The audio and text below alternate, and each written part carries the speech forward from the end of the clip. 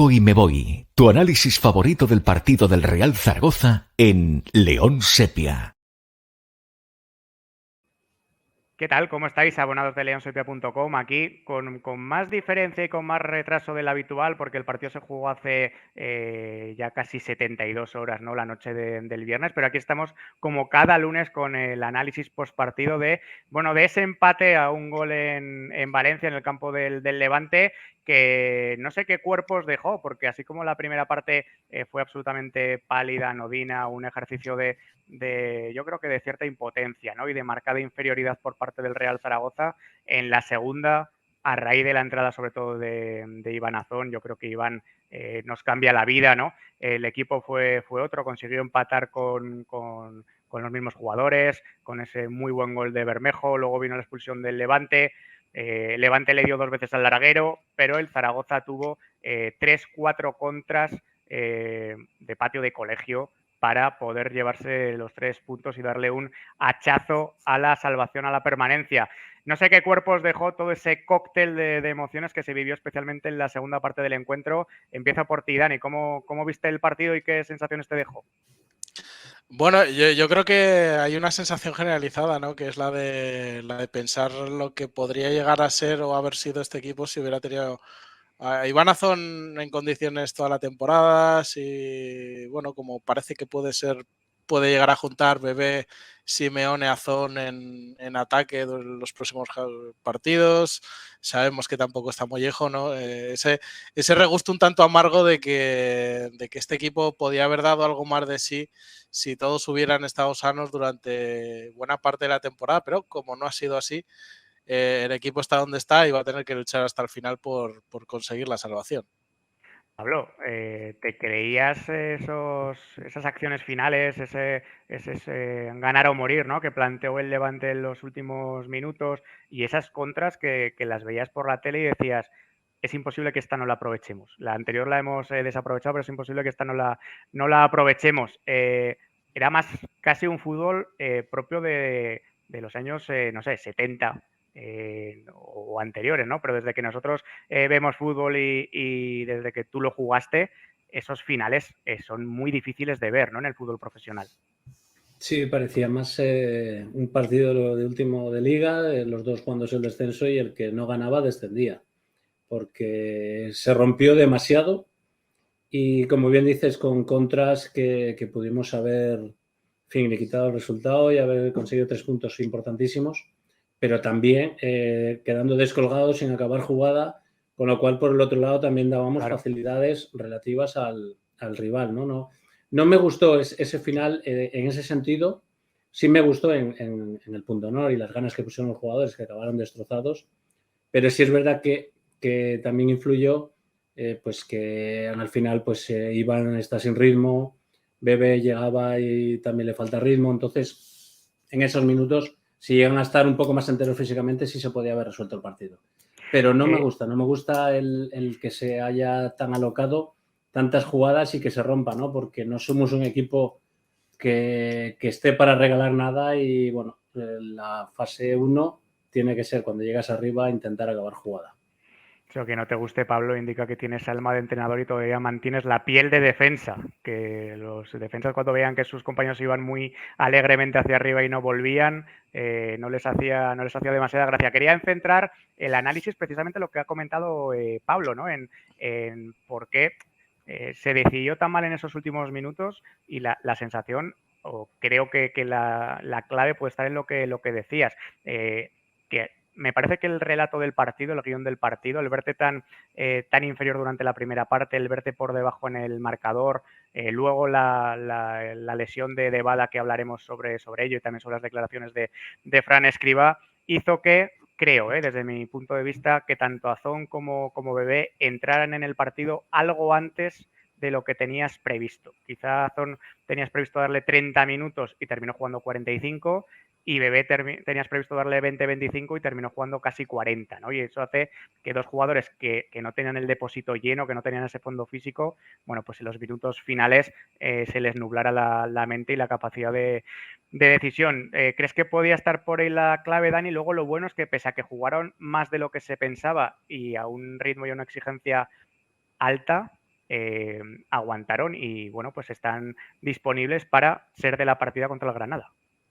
Sí, yo creo que está claro que las malas decisiones que se toman en esas contras últimas vienen todas de esa falta de claridad que está propiciada porque estaban muy cansados y se ve al final del partido. Hay un momento en el que pita el árbitro y hay media docena de jugadores que van directos al suelo, tanto del Levante como del Real Zaragoza, ¿no?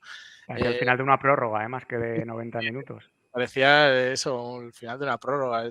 Mostraba la intensidad de lo que había sido el partido, sobre todo en esos últimos minutos, y es lo que hablamos, ¿no? Bebé venía de un viaje largo con escalas de 2 partidos, pues eso, vete tú a saber lo que ha estado haciendo, me refiero. No habrá entrenado al mismo ritmo y a la misma intensidad con Cabo Verde que lo hace cada día con el Real Zaragoza. Iván Azón después de 2 meses sin jugar, Giuliano pues sabemos lo que se sacrifica durante los 90 minutos y eran los 3 protagonistas que eran los 3 que tenían que decidir en esas acciones y luego hay un punto también que hay que tener en cuenta y es que yo creo que 3 de los 5 cambios de Escribá vinieron propiciados por situaciones que no eran normales, no eran cambios tácticos sino cambios obligados. Desde Alarcón que ve la tarjeta amarilla en la primera jugada y bien podría haberse ido a la ducha antes de tiempo, a la lesión de Bada y luego el cambio de Fran Gámez también por calambres. Yo creo que tampoco estaba en la lista de cambios que por lo menos en este partido sabemos que lo ha hecho mucho, pero en este partido no tenía pinta de que quisiera hacerlo Escribá. Entonces también ahí también hay que tener en cuenta que hubo jugadores que entraron al campo y que no eran los que el entrenador hubiera querido seguramente. Ahora vamos a poner el foco en eso, ¿no? En los cambios, en la sucesión de los mismos, en el propio once inicial que no sorprendió, pero sí que llamó la atención la disposición, ¿no? Cuando ya habíamos perdido la esperanza, al menos durante media hora, Escribá bueno, pues recuperó ese 4-1-4-1, ese 4-5-1 de Jim, pero antes, por repasar alguno de los nombres propios, Pablo, el Zaragoza empata todavía con igualdad numérica. Sarachi al uruguayo lo expulsan unos minutos más tarde con el gol que casi siempre imagina Bermejo, que casi siempre tiene en su cabeza, pero el otro día lo supo concretar y bueno, pues se habla de la recuperación de Azón, de la de Bebé, de juntarlos con Simeone, entre la lesión de Bada y el gol de Bermejo. Bueno, Bermejo también se sube a ese barco después de unas semanas en las que parecía más un jugador más suplente o más revulsivo que el titular que hace unos meses era, ¿no? La semana pasada hablamos de que había cumplido el partido 100 y que estaba en un momento como que amenazaba mucho, pero no le costaba mucho acabar, ¿no? Y que estaba incluso bajando en las sensaciones de perder el cuerpeo, de acabar muchas veces en el suelo sin ser falta, ¿no? Y yo comenté también que el contexto no le ayudaba. El contexto del otro día al final del partido yo creo que se nos ilumina un poco a todos porque se aproxima mucho a la alineación que podemos tener en mente casi ideal para el final de temporada, ¿no? Con el permiso de Zapater que se lo ha ganado. Yo creo que se asemeja mucho a lo que la mayoría podríamos pensar de la alineación titular.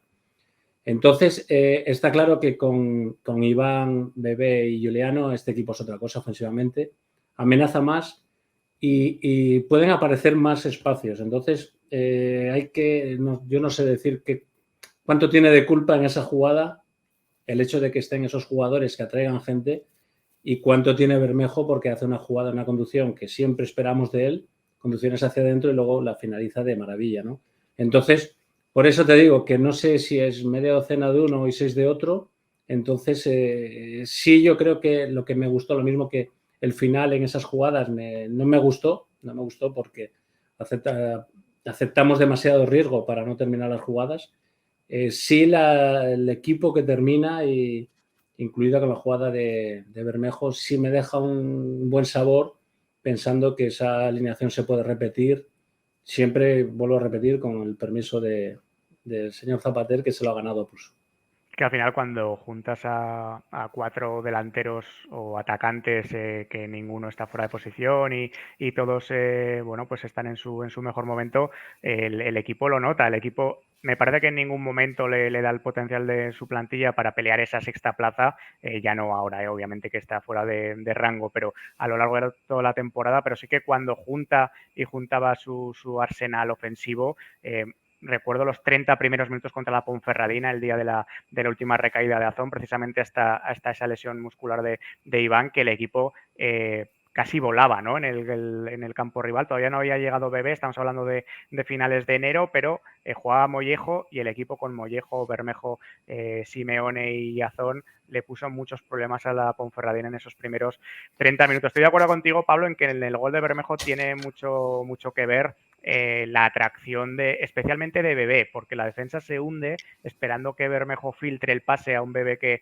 había hecho un poco el corte hacia el interior del área. Bermejo yo creo que le intenta asistir, ¿no? Durante unos segundos, pero sigue conduciendo y como la defensa se le hunde, pues entonces desde la media luna saca un disparo absolutamente preciso y que, bueno, pues que nos hace ganar un punto que con el resto de resultados de la jornada creo que salimos muy bien parados, ¿no? Antes de esta jornada creo que todos firmábamos seguir estando con un partido menos a la misma distancia del descenso y el empate de la Ponferradina en Lugo lo ha hecho posible. Dani, hemos hablado o tenemos que hablar de la alineación, que era un poco lo esperado, con Puche, con Bermejo. En el juego del Sepia fallamos en el Alarcón por Grau, ¿no? Pero al final, bueno, pues era más una cuestión nominal que de enfoque. Ahora, incluso nosotros que llevábamos semanas y meses defendiendo el poder pasar al 4-1-4-1, ya no esperábamos que el Zaragoza se ordenara así. Te sorprendió el ver a Puche por izquierda, Bermejo por derecha. En realidad, quizá era la mejor manera también de proteger a Nieto, ¿no? El poner a Puche por delante, que es el jugador que tiene más trabajo y que al final es una posición más natural para él que la de delantero. Sí, obviamente sorprendido, sobre todo porque al final se da la circunstancia de que hemos pedido eso, esa táctica cuando había menos recursos en ataque y justo el día que más delanteros tienes disponibles es el que recurres a eso, pero bueno, Totalmente. eso es cuestiones también que tienen mucho que ver con el entrenador y con el rival, no hay que olvidarnos que al final yo creo que esa disposición tenía mucho que ver con el rival que había enfrente, con el Levante, que es un equipo muy potente y que curiosamente yo creo que se le dio peor al Real Zaragoza el 4-1-4-1 que cuando volvió un poco a su esencia y volvió a jugar con dos delanteros, ¿no? Entonces, pues es un poco irónico, ¿no? Todo, que pongas a un delantero cuando tienes cuatro, que bueno, que te vaya mejor con la disposición anterior. Al final los partidos tienen muchos condicionantes y ya vemos que lo importante es que el Real Zaragoza jugó un partido muy serio, que vimos que es capaz de competir contra el Levante. Yo creo que había gente que tenía ese temor, ¿no? De que estos próximos partidos no se llegaran ni siquiera a competir contra Levante, Granada, Eibar, estos equipos que vienen ahora. Y te das cuenta de que estos equipos de la parte alta también tienen ese punto de vulnerabilidad. Lo hemos visto con el Levante, pero también esta jornada mismo con el Eibar que empató en Tenerife y con el Granada que perdió contra el Sporting. Así que ya sabemos que da igual la disposición que ponga Escribá, pero que los puntos se van a pelear en todos los partidos. Comentaban Dani y Pablo que el Zaragoza rindió peor con el 4-5-1. En realidad creo que estuvo muy condicionado por esa amarilla Alarcón que parecía más una infracción de Bermejo, ¿no? Y que merecía la amarilla Bermejo. Por suerte no se la sacó a Bermejo porque a los 10 minutos sí que vio una amonestación y hubiese sido el expulsado, ¿no? En un fútbol ficción. Pero dio la impresión de que esa acción sacó mentalmente del partido al Alarcón, ¿no? Que es un jugador que está con mucho ruido en la cabeza desde estas últimas semanas, últimos meses, y que le vinieron todos los fantasmas de Gijón, ¿no? Es decir, otra vez me está condicionando el partido, a ver si me van a expulsar de nuevo en la primera mitad. Y bueno, pues no estuvo dentro del partido hasta el punto de que el propio Escribá lo sustituyó en el minuto 40. Sí, no está teniendo fortuna en asentarse y en ser importante en el equipo, ¿no? Yo creo que lo que pudimos ver en las imágenes es que la falta es de Bermejo. O sea, eso yo creo que queda claro. Y luego, seguidamente, hay una patada por detrás a Puche en el mismo lugar, casi en el centro del campo, y no solo pita la falta. Entonces llega un momento en que dices, si la pones tan barata para un lado, tienes que sacar el ser un poco igual, ¿no? Yo creo que en ese sentido está teniendo muy mala suerte. Y luego es verdad que luego llegó muy justo en otras dos jugadas y que el árbitro pues no quiso hacer más sangre porque le podía haber pasado lo mismo que en Gijón. Yo creo que injustamente, pero le podía haber pasado lo mismo. Y no logra ser importante en el equipo, ¿no? Por una razón o por otra, por el cambio de sistema, por las tarjetas, no acaba de ser ese jugador que esperábamos todos que hiciera rendir, ¿no? Y yo creo que, aparte de lo que dije antes de los 4 que acabaron arriba, yo creo que puede ser importante, muy importante la recuperación de Jaume Grau, porque si es un jugador que en ese, peleándose, dependiendo de si Alarcón logramos o logra él, ¿no? De asentarse un poco y coger esa importancia que digo que no está teniendo, pero Jaume Grau yo creo que es un jugador que el que teníamos la temporada pasada sería muy importante para el final de esta temporada. Para mí fue la principal sorpresa de la alineación, Dani, el que jugara Alarcón en lugar de Grau, porque Grau antes de su micro rotura fibrilar era titular, daba la impresión de que ya se había recuperado, ¿no? Y sin embargo, escriba que en la rueda de prensa previa al partido hizo una defensa de Alarcón diciendo que es un jugador que se le está viendo con peores ojos de los que merece. Bueno, pues volvió a apostar por el chileno. No sé si en la lógica Gueye, ¿no? De la semana anterior, de tratar de que no se quede nadie descolgado, ¿no? Para estas últimas jornadas, pero objetivamente da la impresión de que Zapater, Francho son los titulares y Grau debería ser el primer reserva y desde luego alguna oportunidad a Manu Molina habría que darle, más allá de que dijo Escriba que va a depender de lo que te pide al final de cada partido, ¿no? O sea que no lo ve como titular a Manu Molina, pero si un partido al final te pide construcción, fútbol y demás, bueno, pues que apostará por el andaluz.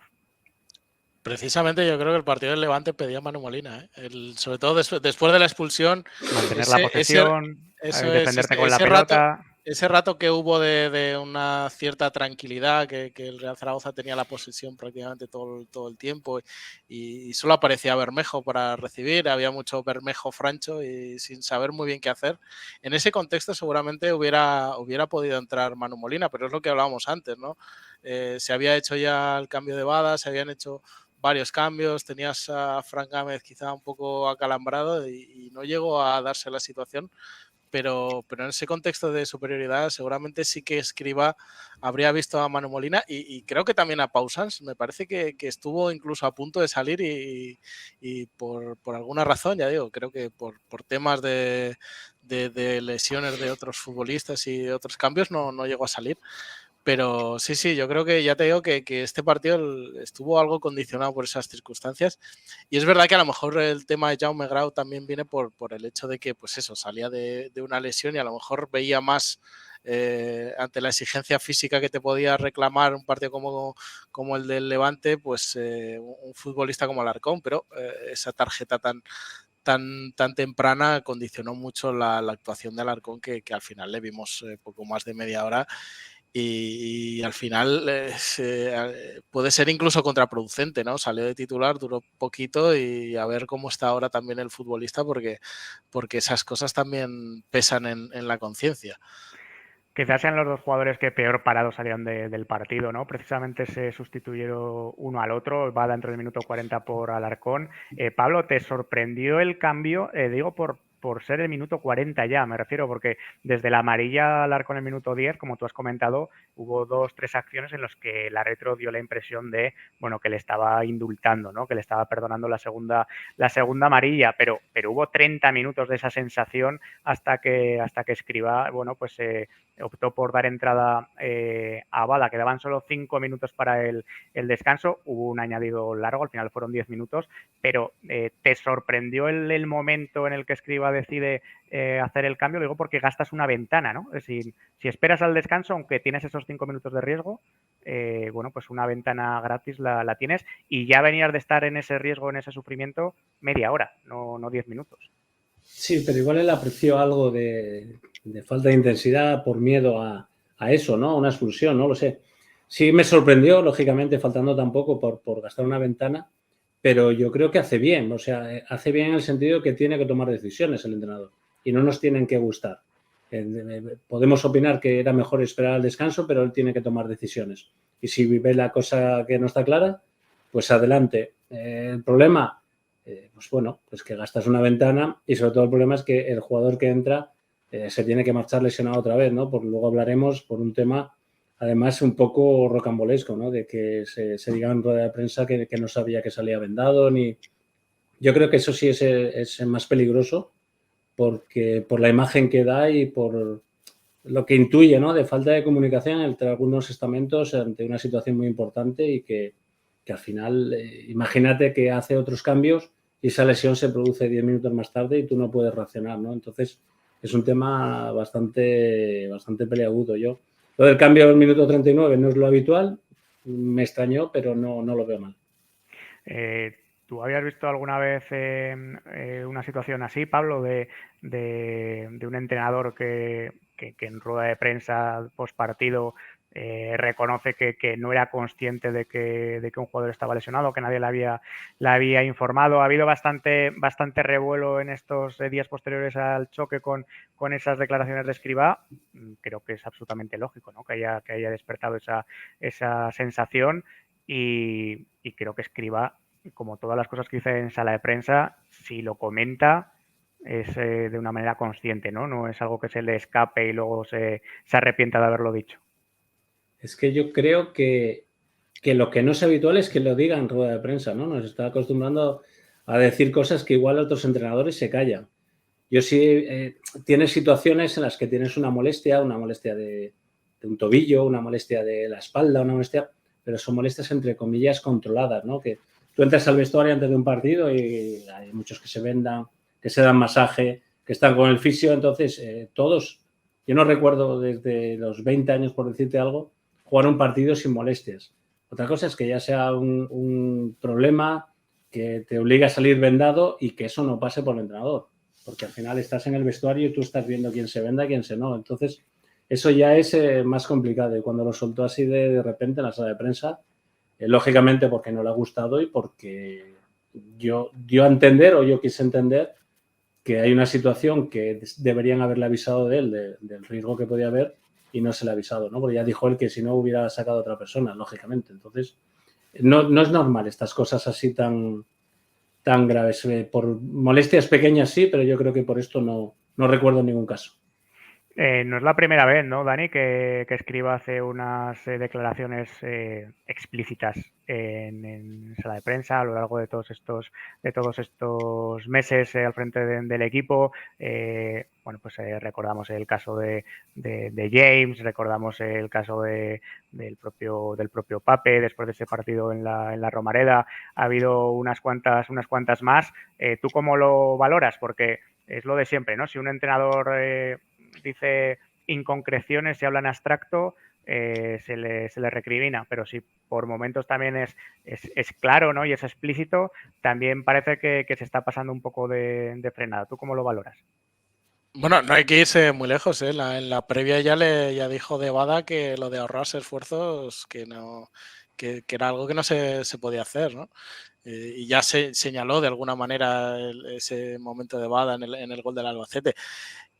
Yo la verdad que no le doy tanta importancia, ¿no? Yo creo que los entrenadores en las ruedas de prensa mandan mensajes y también hay que saber hacia dónde apuntan esos mensajes, ¿no? De alguna manera tengo la sensación, si recordáis cuando entrevistamos a Petrovic, ¿no? Hablaba también de que había algunos elementos estructurales dentro del club que había que cambiar. Él hablaba de esos largos viajes en autobús, de su lesión en Cartagena. Bueno, pues a lo mejor también de alguna manera lo que está intentando denunciar Fran Escribá es que hay algunos problemas dentro de la estructura infraestructura del club con, pues no sé si con los servicios médicos o con este tipo de cosas, ¿no? Ahora ya no es el doctor Villanueva que lleva toda la vida dentro del club y estas cosas. Ya están externalizados, se lleva de otra manera y a lo mejor lo que trata de decir Fran Escribá es que hay que intentar, pues eso, ¿no? Ir todo remando hacia el mismo lado y que de alguna manera dentro del club se trate de mejorar eso. Es la lectura que le doy yo, no lo sé porque no estoy en la cabeza de Fran Escribá, pero yo creo que los mensajes que mandan los entrenadores tienen destinatarios más concretos que le denunciar una situación para que quede constancia. Yo creo que va para alguien y que ese alguien seguro que ha tomado buena nota. A mí me parece un entrenador mucho más inteligente que cualquier otra cosa, ¿no? Y desde luego no es un pirómano que en sala de prensa dice lo primero que se le venga a la cabeza y genere un incendio, sino que creo que lo que comenta siempre es con una intención que va más allá, en la línea de lo que decía Dani. Pablo, te pregunto por la acción del gol del Levante, por ese 1-0 que llegó pronto, que nos hizo temernos lo peor, ¿no? Que las nubes más negras se cernirán sobre nosotros. Una acción que viene condicionada también, creo, por esa incomodidad de Alarcón con la tarjeta amarilla.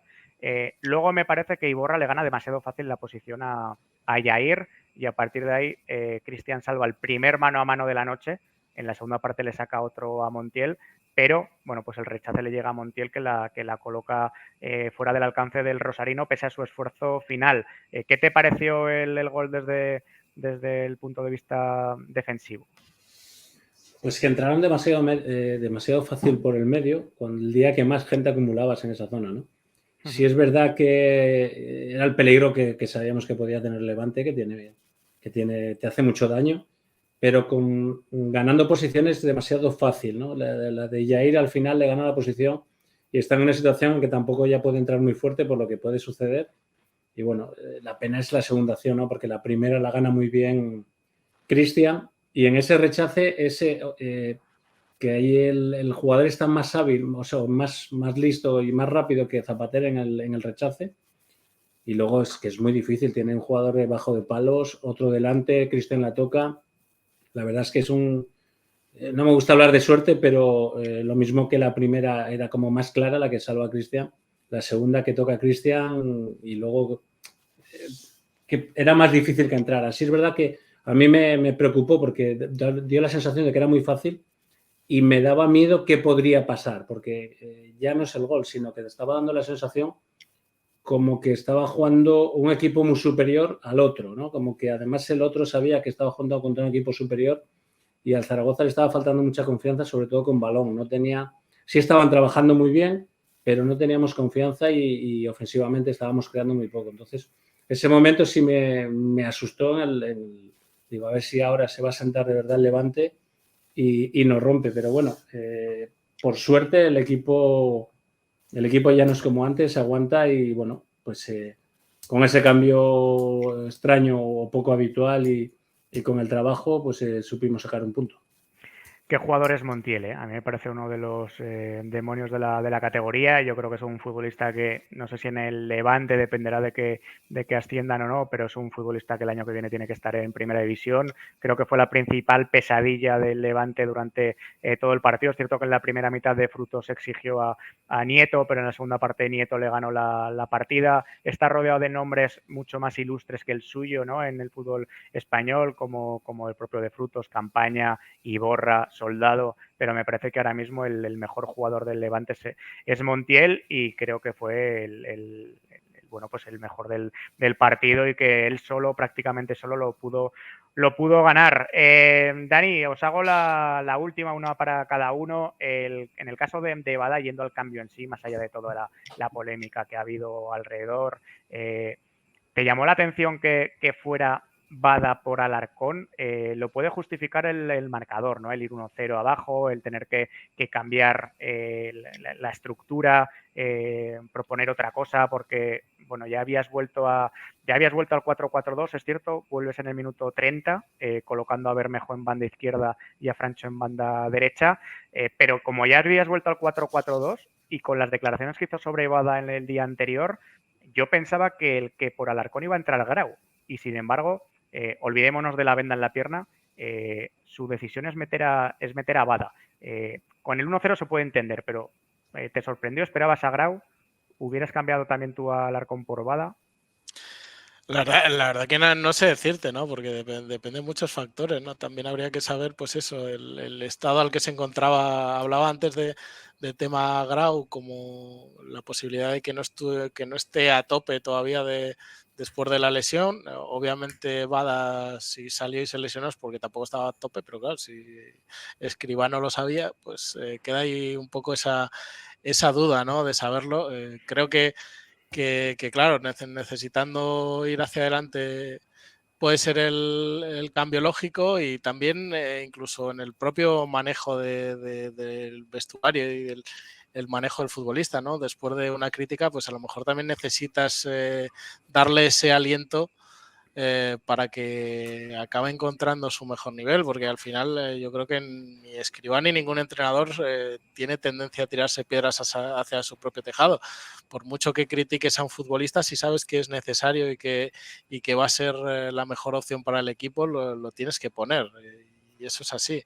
Entonces, pues también hay que intentar recuperar la mejor versión de Bada, como hay que intentar recuperar la mejor versión de Bermejo, aunque antes del partido contra el Levante, pues no hubiéramos dicho que apuntara a lo mejor a titular. Así que es un poco también, yo creo, que jugar con eso, ¿no? Con la crítica por un lado, porque es merecida, o sea, no hay que engañarse, pero son futbolistas que te pueden ser útiles y que dándoles minutos también les das una cierta confianza para evitar que pasen ese tipo de cosas.